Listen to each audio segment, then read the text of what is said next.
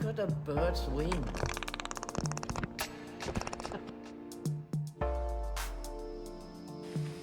All right, I have an idea.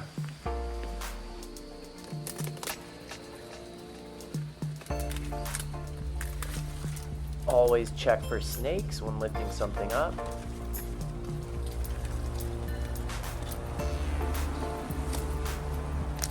This bromeliad is a perfect gift for somebody. If you've been watching my channel for a while, or if you already know a lot about the neotropics, then you would know that bromeliads are super important ecologically. This one just fell out of a tree, so I'm gonna use it as a special gift. One of the problems with captive toucans is they are intelligent, social, curious birds. They need lots of stimulation to stay healthy. Almost immediately, the toucan flew down and began inspecting the bromeliad and biting it with his beak. Their natural habitat is full of puzzles to be solved, dangers to avoid, rewards to seek, social interactions to navigate, and the endless diversity and variation of the rainforest.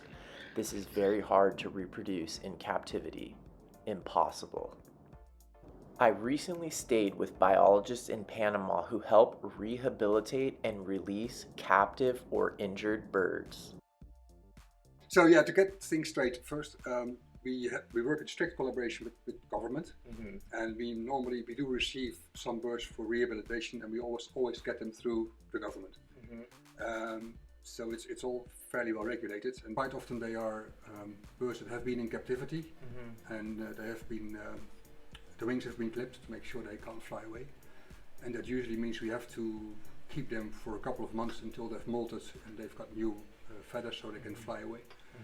Here you can see the toucan. His name is Dr. Einstein, by the way. Here you can see him preening his wing feathers, and you can see how they're cut there at the bottom. Now that we know about Dr. Einstein's backstory, let's do some sketches. I've drawn keel-billed toucans before, that's the species he belongs to, but never this close. This is always a great opportunity for sketchers and nature journalers to practice drawing an animal up close. So I'm going to start with some really quick sketches that are a combination of gesture sketching and almost like blind contour drawing. A moving animal means you're going to have to jump around a lot. When you get a chance to see his beak, you can work on the beak from the side. I'm going to do a more in-depth drawing of his face down below. But whenever you get the view you need, you can switch around to the drawing that shows that part of the body and start adding more details to it. I plan on coming back and coloring this, obviously, because color is so important with this bird. But for now, I'm going to try to get some drawings and some accurate observations. Look at the feet. They're zygodactyl, 2 toes going forward, 2 toes going backward, like an owl. Those are the kind of details that I'm going to try to get on my page. For me, it's important to include aspects of the story in the drawing. So here I have some drawings showing his tail feathers were growing. I also have some drawings showing how his wing is cut right there, which is a very important part of the story. And then also my observation that it looks like some pin feathers are coming in, and I'm trying to understand the difference between the primary and the secondary feathers. I also show him interacting with that bromeliad that I put into the cage, and here are some notes about him interacting with the bromeliad. So this makes it more than just drawing, it makes it drawing as a learning tool. I'm not just trying to create a pretty picture of a toucan out of context, because there's a lot more going on here with Dr. Einstein than just a pretty bird. Before we talk about doing the color for this toucan, let's talk about Dr. Einstein's diet. One of his favorite foods is blueberries. Look at how he just ate that in the classic toucan feeding style. Toucans are omnivores, but interestingly enough, he very much prefers these blueberries. Even though they come frozen from North America, he immediately identified them as a high value food and chooses them before eating other tropical fruit. In the wild, toucans also eat vertebrates, lizards, insects, baby birds, and eggs that they steal from nests.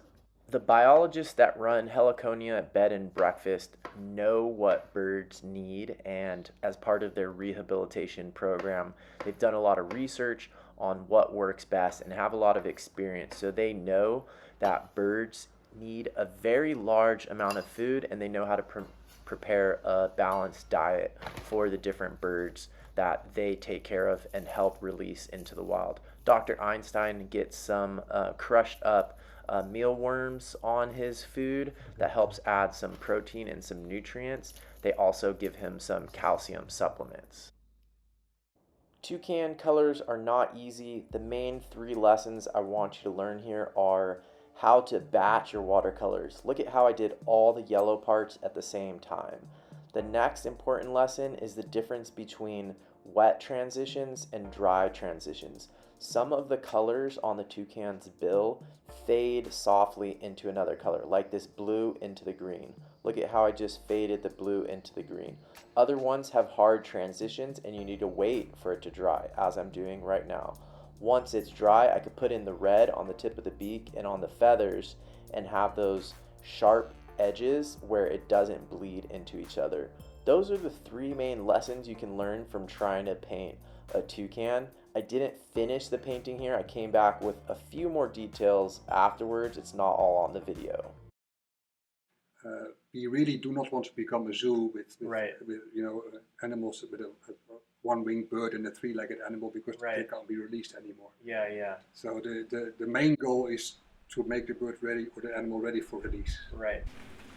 We all envy the fact that they can fly and that they are free, and then when we want to have them close, people seem to cut the wings, and it's so sad, so bad, because of course when it cannot fly, it loses also the muscles. It's like when a person breaks its leg.